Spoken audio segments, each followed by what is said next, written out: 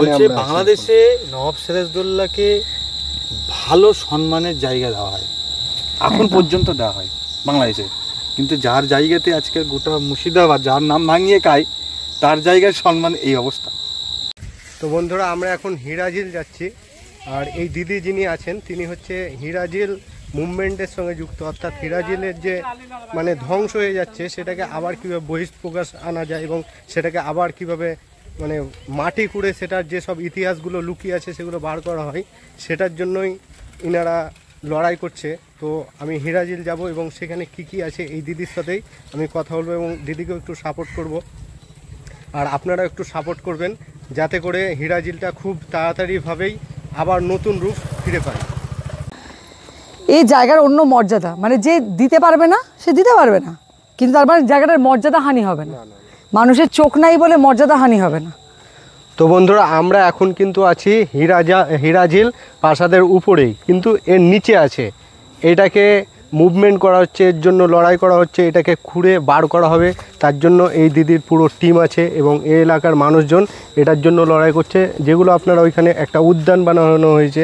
আর এইখানে কিন্তু এখনও পর্যটকরা আসে, অনেক ভিড় হয় এখানে, সিজনে তো আসবেই, মানে কিন্তু এইখানে দেখার মতো সেরকম কিছু নেই না, দেখাচ্ছি আবার অনেক কিছু আছে, হয়তো আপনারা যদি নর্মালি আসেন কিছু দেখতে পাবেন না, কিন্তু আপনাকে এই ভিডিওতে পুরো দেখাবো যে কি আছে, এই দিদি আমাকে দেখাবে। হয়তো আমি যদি একাই আসতাম কিছুই দেখতে পেতাম না, হয়তো উদ্যানটা দেখতে পেতাম, ওইখানে একটা মুভমেন্ট করা হয়েছে, করা হয়েছে, একটা বোর্ড লাগানো হয়েছে, সেটা দেখতে পেতাম। আর আমি এখনই দেখতে পেলাম পায়ের তলায় দেখুন ধ্বংসাবশেষ। এই দেখুন এইখানটা যে এই যে ইটগুলোতে পুরো শ্যাওলা হয়ে গেছে, এই গাছগুলোকে একটু সরিয়ে দিচ্ছি, একটু, এগুলো আলগা গাছ, মানে জাস্ট সবে হয়েছে, নতুন বর্ষায় হয়েছে, আপনারা এগুলো সরিয়ে দিয়েছেন একদম একদম। হ্যাঁ, আবার তো পরিষ্কার হবে, বর্ষার সঙ্গে তো প্রকৃতির সঙ্গে লড়তে গেলে হিউজ মানি দরকার, তো সেটা তো সবসময় সম্ভব নয় না।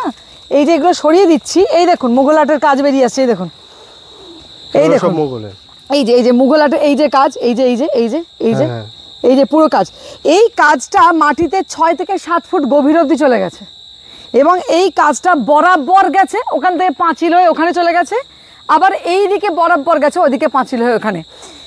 এই জায়গাটা তো দেখছেন, এই দিকটা একটু জঙ্গলের মধ্যে আসুন, এই দিকটা সেম জিনিস রয়েছে, মাটির তলায় শুধু রয়েছে।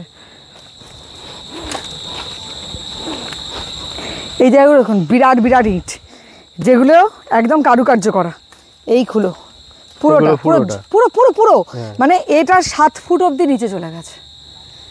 মানে 7 ফুট অবধি কেন নিচে গেছে তার লজিক আছে, চলুন দেখাচ্ছি। আর দেখুন পুরোটা কিন্তু একদম বাঁশ বাগান হয়ে আছে, হ্যাঁ, মানে সময়ের জন্য এটাকে ঠিকভাবে রাখা হয়নি, তার জন্য পুরোটাই বাঁশ বাগান হয়ে গেছে। আর আমরা এখন এসেছি ভাগীরথী নদী, তার তীরে দেখুন, এখানে আসুন, দেখুন প্যালেসের চাতাল, এটা আমরা খুঁড়েছিলাম, এটা খুঁড়েছিলেন, এতটা খোঁড়া হয়েছিল, প্যালেসের চাতাল দেখুন। এবার সেটা নেবে দেখুন কি শক্ত জিনিসটা, কি শক্ত। আমরা এখন আছি প্যালেসের চাতাল, দেখুন এখানে আমি যদি নিচে নেমে দেখাই, এখানে নামতে হবে না, এখানটা থাক। এই জায়গাটা কি শক্ত, হাত দিয়ে দেখো, এটা সেই প্যালেসের, এবং এটা পুরোটা প্যালেস, পুরো মানে ওই প্রান্ত থেকে ওই শেষ প্রান্ত অবধি পুরো প্যালেস, পুরোটা প্যালেস, পুরো এখান থেকে আর ওই ডেপথ অবধি দেখালাম যে এই জিনিসটাই চলে গেছে বরাবর হয়ে ওই খাঁচকাটা মুঘল আর্টের কাজে, পুরো টানা চলে গেছে। এটা তো প্যালেস, আমরা তো খুঁড়ে দেখিয়ে দিয়েছি এটা প্যালেস। আমরা তো বেশি এক্সকাভেশন করতে পারবো না, কারণ এটা তো গভর্নমেন্টের ব্যাপার, এটা কখনোই করতে পারবো না, কিন্তু আমরা জিনিসটাকে খুঁড়ে দেখিয়ে দিয়েছি যে প্যালেস আছে এবং এইটা টানা বরাবর ওই মুঘল আর্টের বিরাট কাজ। তো এইখান থেকে ওইটুকু যদি বিরাট স্ট্রেচে খুঁড়ে দেওয়া যায়, সেটাই যেটা বিরাট দেখার বস্তু হয়ে যাবে, অনেক দেখার বস্তু হয়ে যাবে। এবং জলের ওই যে গোল গোল হয়ে জলগুলো ঘুরছে, সব নিচে প্যালেস, অবশ্যই আছে, অবশ্যই। আমি এখন বর্ষা বলে আমি জলে নেবে দেখাতে পাচ্ছি না কি পরিমাণে প্যালেস আছে। এই ঘাটটা ভেঙে গিয়েছে, এই বর্ষাতে ভাঙলো এই ঘাটটা, এই বর্ষাতে এই করা হয়েছিল। তো এই যে এই জায়গাটা এসে দেখুন, এটা পুরো প্যালেস, এই দেখুন প্যালেসের দেয়াল বেরিয়ে আছে, আসুন আসুন, এই দেখুন প্যালেসের দেয়াল, এটা পুরোটা পুরো দেয়াল, পুরো প্যালেস, এতটা পলি, এর নিচ থেকে এখান থেকে প্যালেস। আর এটা এর জন্য ভাঙতেও পারছে না, এটা শক্ত না এটা এটা ভাঙবে না তো, হ্যাঁ, এটা বলি ভাঙছে, এক্সট্রা যেগুলো চাং চাং আলাদা আলাদা ভেঙে যাচ্ছে, কিন্তু এটা ভাঙবে না। এই জায়গাটা যেমন ভেঙে গেছে এই বর্ষাতেই এটা গেল। এরা ইচ্ছাকৃতভাবে, এটা বারবার করে বলা হচ্ছে যে জিনিসটাকে বাঁধ দিলে এই এলাকার মানুষও তো সুস্থভাবে জীবনযাপন করে, যারা বাড়িঘর করে রেখেছে, নদীর পাড় বাঁধানো হয়ে গেল মানে তারা সেফ হয়ে গেল। হ্যাঁ, এইটা পাড় যদি বাঁধানো হয় তারপরে এটা সংরক্ষণ করা হলে এলাকার মানুষেরই উন্নয়ন, তারা নিজেরাই ইয়ে করবে। অন্তত এলাকার উন্নয়ন হলে কি হয়, চাকরি বাকরি কাজ। হিরাঝিল প্যালেসে কত মানুষ কাজ করবে, কি বিশাল অংশ। আমি জল থেকে দেখাতে পারছি না, এতটা জল উঠেছে বলে। যখন জল নেমে যায় না, পুরো অংশটা প্যালেস, পুরোটা দেখা যায়, বিরাট। হ্যাঁ, নিচে পুরোটা দেখা, পুরো নৌকা করে এলে এখনই দেখা যাবে হয়তো। হ্যাঁ, ঝোপঝাড় ওই পাশটা ঝোপঝাড়, ওটাও তো প্যালেস, ওইটাও প্যালেস। ওই যে এগিয়ে গেছে কেন জিনিসটা, আচ্ছা, ওটা প্যালেসের ওপরেই গাছগাছালি হয়েছে। একটু জুম করে দেখাই তো বন্ধুরা, এইটা যেটা দেখতে পাচ্ছেন, দেখুন ওটা কিন্তু ভাঙেনি, তোড়ে ভাঙেনি, অর্থাৎ ওইটাও প্যালেস, ওইটাও শক্ত হয়ে আছে, ওখানে যাওয়া সম্ভব নয়। এবারে জল নেমে গেছিলো গরমকালে, আমরা বড় বড় যা চাঙ্ক দেখেছি, আমরা নিজেরাই অবাক হয়ে গেছি। এগুলো কি দেখছি, এই পুরো সামনেটা যতটা জল ঘুরছে আর যতটা জল এমনি বয়ে চলেছে সেটা প্যালেস নয়, কিন্তু যতখানি জল ঘুরছে পাক খাচ্ছে, নিচে বড় বড় বড় বড় প্যালেসের চাঙ্ক রয়েছে অনেক। উনি জানবেন, ওনাকে জিজ্ঞেস করুন। আপনি তো এখানে থাকেন, আপনাকে তো এখানে এসে দেখলাম। ওই যে বাঁশের ঝাড়টা আছে না, ওইটা, হ্যাঁ, ওইটা বিশাল একটা এই এর উপরে আছে। ওটা গরমকালে বেরিয়ে আসবে না, ওটা প্যালেসের ওতে ঠেকে আছে না? হ্যাঁ, এখন এই আর একটু এদিক ছিল, নেমে গেল ওইদিকে। এই বর্ষায় গেল, এই বর্ষায় গেছে। আরো এই উপরে ছিল, কি করবে এটা পড়ে নি মাইক্রোফোন, এটা বলেন কথা। হ্যাঁ, ওইটা আরো এদিকটা ছিল, এবার নেমে গেল ওইটা। এখনো বলছি যে যা বাকি রয়েছে, নবাব সিরাজউদ্দৌলার যে অংশটুকু বাকি রয়েছে সেটা ইতিহাসের অংশ। সেই অংশটাকে এখানকার মানুষজন, সব ঠিকঠাক মানুষজন আছেন, তাদেরও জীবনের উন্নয়ন হয়। এই জায়গাটাকে পাড় বাঁধিয়ে সুন্দর করে করতে পারলে সত্যিই একটা মুর্শিদাবাদের ট্যুরিজমের মানে মুকুটে একটা পালক আসবে। অবশ্যই। তো আপনাদের সবাইকে বলবো, আপনারা একটু সাপোর্ট করুন দিদিদের, আর এই ইতিহাসটাকে আমাদের বাঁচাতে হবে। এইটা হচ্ছে প্রথম। এই জায়গাটা যদি খুঁড়ে বের করা যায়, অত দূর এত হিউজ একটা চাঙ্ক বেরোবে, লোকে তো এমনি চমকে যাবে। হ্যাঁ, এমনিতেই যদি এইটুকু খুঁড়ে, এইটুকুই ধরলাম, এই দিকটা যদি উঁচু করে দেওয়া, এই দিকটা খোঁড়া হয়, তবে তো ওইখান থেকে ওইখান অব্দি এতটা খুঁড়ে দেওয়া হলো। এরপরে তো বাকিটা, ওই যে উজ্জ্বল আসছে ওখান থেকে হেঁটে হেঁটে, বাকি অংশটা ভাবুন, অনেক বাকি অংশটা তো ওয়াল আছে, ওয়ালের তো পার্টিশন ছেড়ে দিলাম, ওই পাশটা তো ওই পোরশনটা যদি অ্যাড হয় তাহলে কি হিউজ ব্যাপার। এবার এখানটা একটা বিরাট গার্ডওয়াল দিয়ে দেওয়া হলো, একটা সিঁড়ি করে দেওয়া হলো, পর্যটক তো বন্যা হয়ে যাবে। পর্যটক অবশ্যই পর্যটকরা আসবে, আমরা তো এইটা দেখার জন্য, এটা দেখে অবাক। আমাকে মানে যতজন মানে ডিসকারেজ করবে তাদেরকে গিয়ে বলে দেবেন যে না, হিরাঝিল বিরাট অংশ আছে।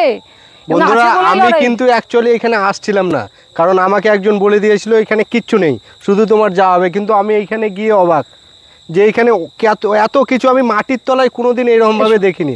আমরা তো বড় বড় প্রাসাদ দেখি, কিন্তু মাটির তলায় কি আমরা দেখেছি? এইখানে এসে মাটির তলায় দেখছি। ইতিহাসটা খুঁড়ে বের করতে হবে। হ্যাঁ, ইতিহাসটা আমাদেরকে খুঁড়ে বের করতে হবে। তার জন্য আমাদেরকে অবশ্যই হিরাঝিল এখানে আসতে হবে। বাঁচাও আন্দোলন, হিরাঝিল বাঁচাও আন্দোলন, এটা। হ্যাঁ, সবাইকে আমাদের। আচ্ছা, ও হচ্ছে উজ্জ্বল সরকার। আচ্ছা, ও মানে যেটা হয়েছিল কি, যে ওর এখানে তো সবকিছুই প্রাইভেট প্রপার্টি হয়ে গেছে। এবার সেখান থেকে স্বাভাবিকভাবেই কেউ কি কারোর প্রপার্টি দেয়? এই বাজারে দেয় না। তো উজ্জ্বল, আমি যখন উজ্জ্বলকে প্রথমবার এসে বলেছিলাম যে আপনাদের নাকি হিরাঝিলে এরকম রয়েছে, সম্পত্তি রয়েছে, আমাকে 1 কাঠা মতো দেবেন, তো তখন উজ্জ্বল বলেছিল দেখুন আমার মানে বাবার ব্যাপারে রয়েছে, আমি সেগুলোতে ইনভলভ হতে পারবো না, বা এখন ডিসিশন কিছু নিতে পারবো না। তারও বেশ কয়েক বছর পরে আবার উজ্জ্বলের সঙ্গে যোগাযোগ হয়, এবং এখানে যখন হিরাঝিল বাঁচাও আন্দোলন শুরু হয়ে যায় তখন কিন্তু প্রথম উজ্জ্বল ছিল না, মানে উজ্জ্বলের মতামত হ্যাঁ বা না কোনোটাই ছিল না, উজ্জ্বল নিউট্রাল ছিল। পরবর্তীকালে আমি একদিন এখানে এসে হাঁটাহাঁটি করছিলাম, ও ছিল, ও হাঁটছিল, ওর জায়গাতে ঘুরছিল, তো আমি বললাম যে ভাই এরকম একটা মনুমেন্ট বানানোর পরিকল্পনা চলছে, আমার একটু জমি লাগবে, আপনি আমার জমিতে করেন। ও সেদিন বলল। এবার আমার জমিতে করেনটা, সেটা গিয়ে আজকে তারিখে দাঁড়িয়েছে যে ও দানপত্র করে দিয়েছে, দানপত্র করে একদম। এবং এটা আমি জোর গলায় বলছি, 1 টাকা না নিয়ে। মানে এটা নয় যে ও দিদি আমাকে এই টাকাটা দেন, আমি যাবো একদম নিঃস্বার্থভাবে, যাতে ইতিহাসটা টাকা বাঁচে না তার নিয়ে জন্য ও আপনি- সম্পূর্ণ সেদিন গিয়ে, এবং যেদিন আমাদের রেজিস্ট্রেশন ছিল আমি তো দেখলাম পুরো টিমের মধ্যে সব থেকে বেশি এনার্জি ওরই।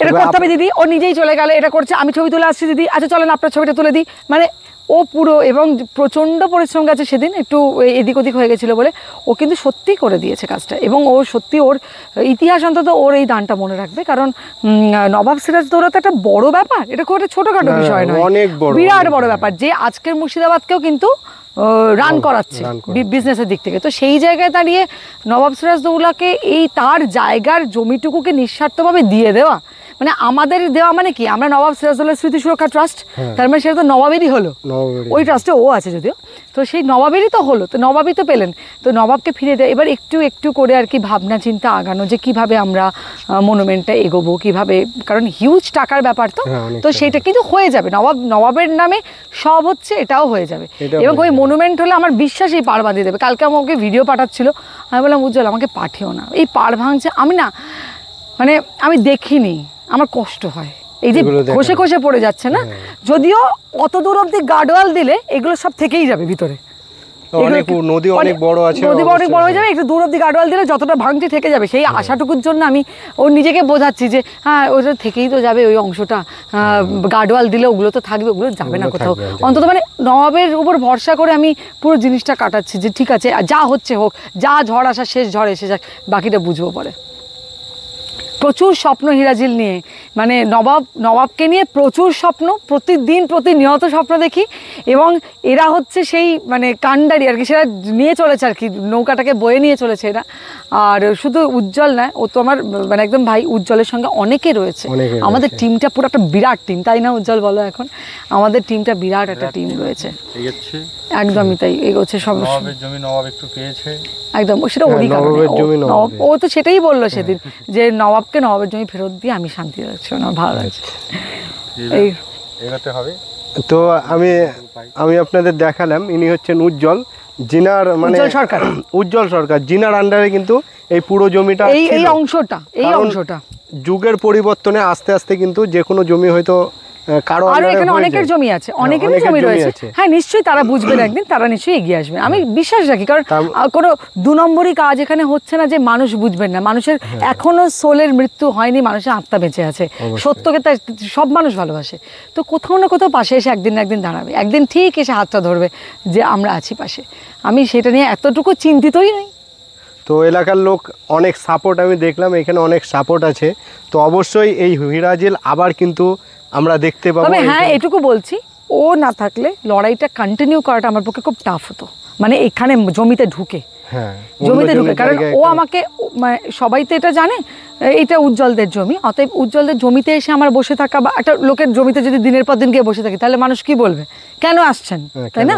কিন্তু ও যে অ্যালাউ করে দিয়েছিল আমাকে যে দিদি করুন, এবং একটার পর একটা অনুষ্ঠান এখানে হয়ে গেছে, যার জন্য মেন ঘাঁটিটা কিন্তু, মানে ও কিন্তু আমার জায়গাটা করে দিয়েছিল, এবং আজকেও করে দিয়েছে, এখন তো পাকাপাকি, এখন আমাদের ট্রান্সপোর্টে সবাই এসে ওইখানটা বসতে পারে, অধিকার দেওয়া হয়েছে, এবং সেই না 3 শতক জমির মধ্যে কিন্তু উজ্জ্বলেরও অধিকার আছে, ওই অধিকারটুকু পাওয়ার ফলে নবাবের একটু আত্মার শান্তি, সত্যি কথা, অবশ্যই সত্যি তাই, মানে এরকম তাদের আত্মার শান্তি, একদম একদম একদম একদম একটা আত্মার শান্তি পেয়ে ওই জায়গাটা এসে বসে, একদম নবাবের জায়গায় বসে। আর আপনি যদি শীতকালে আসেন না, তাহলে পুরো এই জায়গাটা দেখতে পাবেন, যে জায়গাটা কতটা কি বিরাট অংশ, নদীতে নেমে দেখতে পাবেন, মানে তখন একটা অন্যরকম হয়ে যায়, মানে এই নদীর জলটা যখন কমবে, এখন তো বর্ষা চলছে, তার জন্য প্রচন্ড গরমে আরো চলে যায় জল, তখন পুরো তাকিয়ে থাকে প্যালেসের ভাবে, অবস্থাগুলো আছে, ছোট ছোট অংশগুলো প্রচুর আছে, যেখানে ঢেউ খেয়ে উঠছে সব ধ্বংস অবস্থাগুলো আছে, ইচ্ছাকৃত, এটা ইচ্ছাকৃত,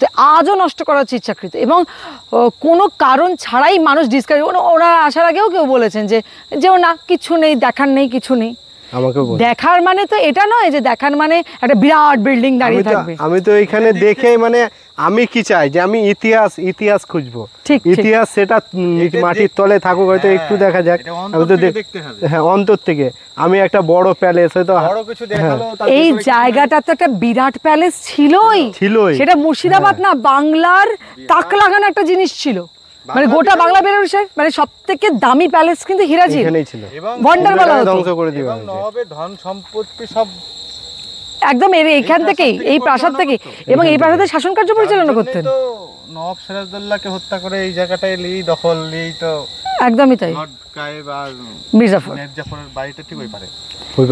ওপারটাই একদম নবাব কিন্তু শুরুর দিকে চেহেল সেতুনে কিছুদিন রাজকার্য পরিচালনা করেছেন, বাকিটাও হিরাজিল। উনি দরবার হল পুরো হিরাজিলে শিফট করেছিলেন। এখানে পুরো হিরাজিলে এখানে দরবার হল ছিল, এখানে উনি থাকতেন। বারবার করে তো বলছি যে এটা কোনো প্রমোদ ভবন নয়, এখানে নবাব থাকতেন।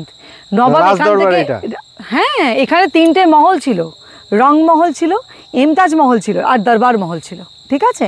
এবার দরবার মহল এবং এটা এমতাজ মহলের অংশ আমরা বুঝি। সব থেকে বড় যেটা ছিল এমতাজ মহল, মানে সব থেকে বড় যে মহলটা ছিল সেখানেই আমরা বুঝছি।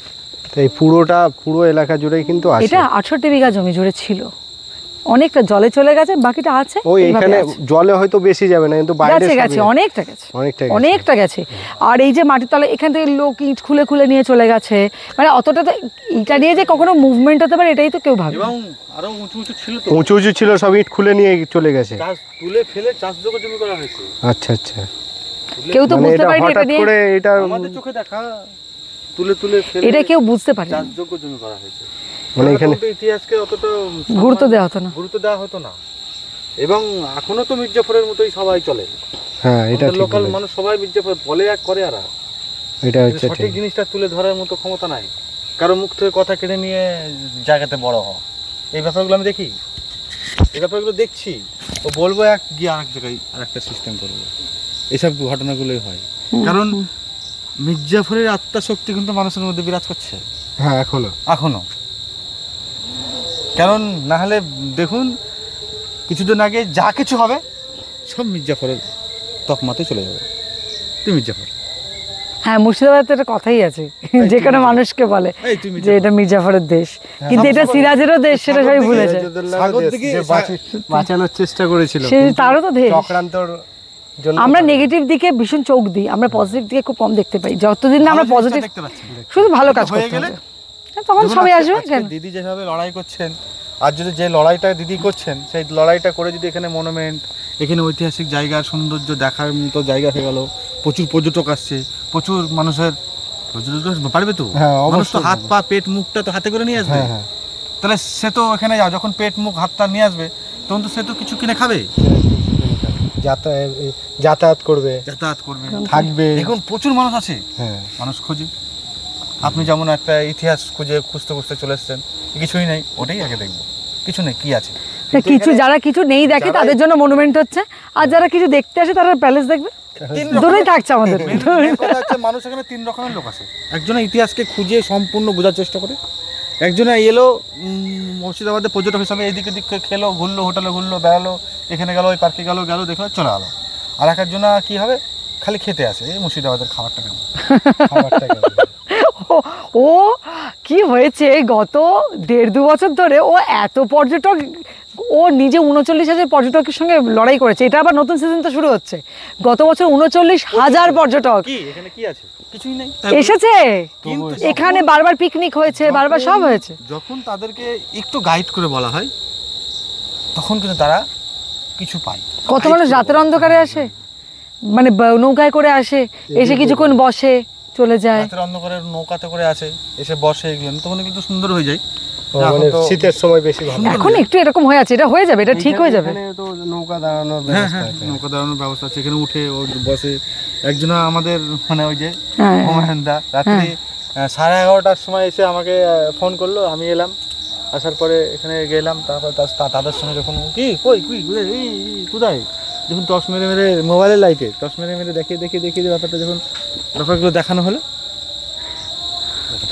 আমরা যখন হিরাজিল পরিষ্কার করি তখন টাক লেগে যায় লোকের দেখলে, মানে ও এমন ভাবে করায় পরিষ্কার, মানে ভাত ফেলে খাওয়া যাবে, এই পুরো জায়গা পরিষ্কার হয়ে যায়। তখন তো গঙ্গা ছিল না, এই গঙ্গাটা ভাগীরথীটা এতটা এদিকে ছিল না, ওদিকটা ছিল। না, ছিলই না এখানে। না ছিল, অবশ্যই ছিল, হ্যাঁ ওদিকে ছিল, অনেকটা ওদিকটা ছিল, ওই দিকটা মানে টার্নিং আছে, টার্নিংটা হয়েছে, ওটা না ওই যে পাহাড়টা হয়ে গেছে ওই সাইডে ছিল, ওই দিকটা ছিল। মেন গঙ্গাটা মানে জলাকার, মেন গঙ্গাটা ছিল ওই লোকে হেঁটে হেঁটে পার হতো গরমকালে, আচ্ছা সেই ভাগীরথীকে আমরা ভাঙতে পারি সাইডে তো গঙ্গার সাইডে কোনোদিন হবে না, করলেও সেটা দুর্দান্ত ভাবে করা ছিল, যদিও এখনো ভাঙেনি, এত ভাঙার চেষ্টা করেও ভাঙেনি। আপনি দেখতে পাচ্ছেন না যেখানে যেখানে জলগুলো উতলাচ্ছে, উতল মরছে, ধাক্কা লাগছে জলের এসে, যেখানে যেখানে উতলে উতলে উঠছে, মানে এখানে নবাবের ধ্বংসাবস্থাগুলো আছে।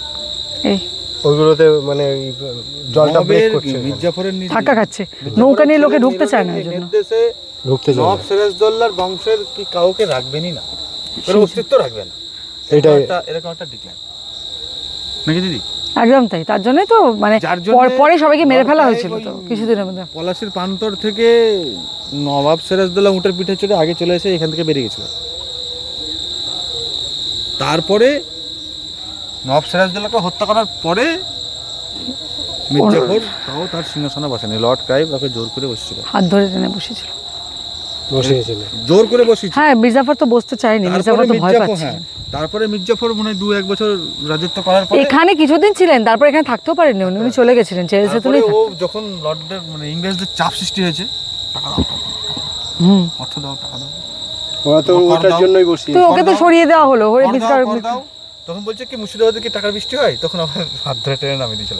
হ্যাঁ, তবে তো মীর কাসিমকে আবার সরিয়ে আবার মির্জাফর, মানে অনেক ব্যাপার। মির্জাফর দুবার ছিল, হ্যাঁ দুবার ছিল। ওই একটাই কারণ, মানে মির্জাফরের কাছে আমাদের কাজটাই কতটা কাজটা করে ফেলেছে, এটা খুব ভুল হয়েছে, তার বড় ভুল হয়েছে।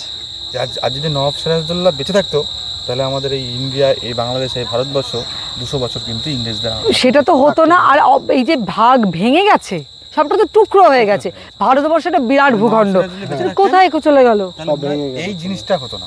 200 বছর আজ ইন্ডিয়া মানে 1 নম্বরেই থাকতো। একদম তাই। ভারত, পাকিস্তান, বাংলাদেশ এক ছিল, সব ভেঙে গেছে। একটাই কারণ, নবাব সিরাজদৌল্লার জন্য। নবাব সিরাজদৌল্লাকে হত্যা করে নবাব সিরাজদৌল্লা আমাদের মমতা দিদি নিজে ভাষণ দিয়ে বক্তব্য রাখছেন তার নবান্ন থেকে, যে পলাশীর প্রান্তরে কার সঙ্গে যুদ্ধ হয়েছিল, দিদি বলছে মির্জাফরের সঙ্গে নবাবের যুদ্ধ হয়েছিল পলাশীর প্রান্তরে। অ্যাকচুয়ালি কিন্তু ওই ইংরেজদের সঙ্গে লড়াই হয়নি। দিদি বলছে, দিদির মানে আমাদের মমতা দিদির দিদি বলতে চাইছে, দিদি বলছে যে মির্জাফরের সঙ্গে নবাব সিরাজদৌল্লার সঙ্গে মির্জাফরের লড়াই হয়েছে, কারণ সেখানে নবাব বলেছিল যে মুরুখটা খুলে দিয়ে তুমি রাজত্বটা চালাও, আমার রাজত্ব চাই না, কিন্তু বিদেশি পর্যটককে প্রবেশ করতে দিও না, এটাই বলা হয়েছিল। এটাই নবাব সিরাজদৌল্লা বলে চলে এসেছিল, তুমি চালাও সব না।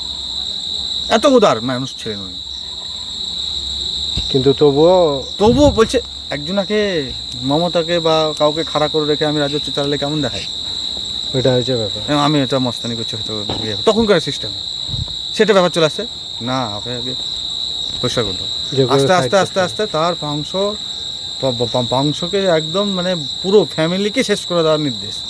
তার মধ্যেই আমাদের একজন নবাব সিরাজদৌল্লা, যেটা এখন মানুষ বাংলা ইউটিউব চ্যানেল থেকে যেটা প্রমাণ স্বরূপে পাওয়া গেছে, নবাব সিরাজদৌল্লার বংশধর আছে, নবাব বাংলাদেশে আছেন, দিদি ভালো বলতে পারবেন, উনি আসবে। আর উনিও নবাব সিরাজদৌল্লার বংশধর, হ্যাঁ বংশধর তো আছেন। বাংলাদেশে ওনারা খুলনা জেলায় থাকেন এবং ওনারা এই মনুমেন্টের কাজেতে সক্রিয়ভাবে অংশগ্রহণ করছেন। ওনাদের কাছে মনুমেন্টের ডিজাইন তৈরি হচ্ছে এবং ওনারা সেটা পাঠাবেন, এখান থেকে তারপর অ্যাপ্রুভ হবে। আমাদের পরপর পদক্ষেপ রয়েছে, আমরা বাংলাদেশ যাব। তো এটা বাংলাদেশ ভারতবর্ষের যৌথ মেলবন্ধনেই হচ্ছে। এটা অনেক দূর ভাবনা চিন্তা এগিয়ে গেছে। তো অবশ্যই যোগাযোগ অবশ্যই যোগাযোগ করবেন এবং ওনাদের, এবং এখানে যারা বাংলাদেশ থেকে অনেক পর্যটক আসে তাদেরকে বলি আমি যে এই জায়গাটা ঘুরতে আপনার কেমন অনুভূতি হলো, তুলনাহীন। নবাব সিরাজদৌল্লা জায়গায় হেঁটেছে, সেই জায়গায় আমি একটু হাঁটছি, আমার মনের ভাবতে গায়ে কাঁটা দিয়ে উঠছে। তার কাছে তিনি তো এখানে থাকতেন, এই মহলটায় তিনি থাকতেন। বলছে বাংলাদেশে নবাব সিরাজদৌল্লাকে ভালো সম্মানের জায়গা দেওয়া হয়, এখন পর্যন্ত দেওয়া হয় বাংলাদেশে, কিন্তু যার জায়গাতে আজকের গোটা মুর্শিদাবাদ যার নাম ভাঙিয়ে খায়, তার জায়গায় সম্মান এই অবস্থা। এটা সত্যি, এটা একটা মানে নাম ভাঙিয়ে খায়, কিন্তু ধ্বংসাবশেষের কথা বলছেন। আপনি যত পর্যটক আসুন, যত পর্যটক আছেন, তাকে জিজ্ঞেস করবেন আপনি যে আপনি মুর্শিদাবাদে এসছেন কাকে দেখবার জন্য এসছেন, কাকে দোয়া করার জন্য এসছেন, কার কাছে দোয়া পাওয়ার জন্য এসছেন, বা কার উদ্দেশ্য এসছেন, সেই উনি একদম চোখ বন্ধ করে বলবেন নবাব সিরাজদৌল্লার। হ্যাঁ অবশ্যই এই কথাটা বলবে, কিন্তু তার কিছু কোথায় কি নকল, হাজারদুয়ারির নকল, ইংরেজদের সব যন্ত্রপাতি হেড্ডা সব সাজিয়ে রাখা, সব হ্যাঁ ইংরেজদের ইংরেজদের সব কিছু সাজিয়ে রাখা। হ্যাঁ, ওখানে একটা মিউজিয়াম করা হয়েছে, ওখানে কিছু কিছু ইতিহাস সঠিক লেখা আছে, আছে কিন্তু। যার জন্যই আমাদের দিদি ব্যাপারটাকে তদন্ত করে দেখে বুঝে নাম দিয়েছে ইতিহাসে গড়মিল, জেগে উঠুক হিরাজুলি। কারণ ইতিহাসে গড়মিল দিয়ে আমরা কিন্তু শুনেছি ছোটোবেলায়, আমরাও কিন্তু নবাব সিরাজউদ্দৌলা এই প্রকৃতির লোক ছিলেন, ভয়ঙ্কর লোক ছিলেন, ভয় পেতাম কিন্তু আমরা নবাব সিরাজউদ্দৌলা। কিন্তু দিদি আসার পরে আমাদের সেই কিন্তু ভয়টা, আশা করি আস্তে আস্তে আমরা ব্যাপারটাকে কালচার করতে পেরেছি। কালচার করতে করতে দেখতে পাচ্ছি নবাব সিরাজউদ্দৌলার জীবনী লাইফে কোনো লেখক সেভাবে সত্যি কথাটা লেখেনি, খুব কম মানুষ লিখে গেছে সত্যি কথা। যেটা সত্যি লিখেছে সেটা হয়তো মির্জাফর সেটাকে চেঞ্জ করে দিয়েছে। না, মির্জাফর নয়, পরবর্তী ব্রিটিশ পিরিয়ড তো পুরো চেঞ্জ। এবং আবার ভারতবর্ষের স্বাধীনতা আন্দোলনের সময় তাকে ফিরিয়ে আনা হলো নবাব সিরাজউদ্দৌলাকে। তারপর আবার নাটক সব লেখা হচ্ছে, তখন তিনি জাতির বীর হয়ে যাচ্ছেন। রাজবাড়ি, নসিপুর রাজবাড়ি, এই কন্যাটা ঠিক নসিপুর রাজবাড়ি। সে রাজবাড়িতে নবাবকে নিয়ে সিনেমা পিকচার বই। না কেন, সিরিয়ালি তো কদিন আগে হলো না, সব শুটিং হচ্ছিল ওখানে। নবাব সিরাজউদ্দৌলাকে নিয়ে কি আলোচনা হচ্ছে, আনুমানিক নবাব সিরাজউদ্দৌলার প্রকৃতির লোক খারাপ, কেউ পাঠ করছে, কেউ ভালো পাঠ করছে। নবাব সিরাজউদ্দৌলার প্রকৃতি ছিল না। আমরা দেখতাম এই যাত্রা শোনার জন্য এই নৌকা, এই নৌকা টোকা পার হয়ে চলে যেতাম কুটারাত, ওই যাত্রা শোনার জন্য। হ্যাঁ, একদম দুটো জায়গাতে যাত্রা হয়, একটা আখড়াতে হয়, একটা রাজবাড়িতে হয়, দু জায়গাতে যাত্রা হয়। এই যাত্রার আগে তো যাত্রাই তো ছিল, সেই তো এই সিনেমা। না, এখনো বাংলাদেশে বলছিলেন উনি, বাংলাদেশে দিলওয়ার হোসেন এসেছিলেন না, দিলওয়ার হোসেন সাহেব বলছিলেন যে প্রতি বছর যাত্রার যে মুখড়াটা হয়, প্রথম শুরুর যাত্রা যেটা হবে, সেটা কিন্তু নবাব সিরাজউদ্দৌলা যাত্রাটার নামই হবে। মানে নবাব সিরাজউদ্দৌলাকে দিয়ে যাত্রা শুরু হয় ওখানে, তারপরে অন্যান্য যাত্রা সারা বছর চলছে, কিন্তু সিজনের প্রথম যাত্রাটা নবাব সিরাজউদ্দৌলাই হতে হবে। এতটা সম্মান করে বাংলাদেশের মানুষ নবাব সিরাজউদ্দৌলাকে দারুণভাবে সম্মান করে। হ্যাঁ, আমি যতগুলো পর্যটক এসেছে বাংলাদেশের, সবার সঙ্গে আমি বলেছি নবাব সিরাজউদ্দৌলাকে বাংলাদেশের লোক কি চোখে দেখে, বলছি এক কথায় 100% 1 নম্বর জায়গায় দেখা হয়, এত সম্মান করা হয় ওনাকে। কিন্তু আমাদের এখানে নবাব সিরাজউদ্দৌলাকে অন্য চোখে দেখা হয়। এখন পর্যন্ত যারা গাইড ভুল কথা বলে এসেছেন, যাদের মাথার মধ্যে ঢুকে আছে যে খারাপ কথাগুলো, তারা তো এখনও নবাব সিরাজউদ্দৌলাকে ভয় পায়। কিন্তু তার মধ্যে যারা গুরুত্বপূর্ণ, যেমন আমরা গুরুত্বপূর্ণদের তলিয়ে তাকে মানে সাচ্চার করে দেখেছি, তাতে বোঝা যাচ্ছে যে নবাব সিরাজউদ্দৌলা অ্যাকচুয়ালি প্রকৃতির লোক ছিলেন না। আর একটা লোক সবার কাছে ভালো হতে পারেন না। আর যদি ওই ভালো মানে ভালো লোকের আবার শত্রু বেশি হয়, ভালো লোকের শত্রু বেশি হয়। তো উনি ভালো লোকের জন্যে আজকে জগৎ শেঠ, উমিচাঁদ, মির্জাফর, বেগম, এরকম বিশেষ বিশেষ রাজা বল্লভ, এরকম রাজা কৃষ্ণ, এর সবাই কিন্তু পিছিয়ে লাগলো কেন? তাহলে এর একটা কারণ আছে, তার ইতিহাস কোথায়? হয়তো ওদেরকে খারাপ কাজ করতে দিচ্ছিল না।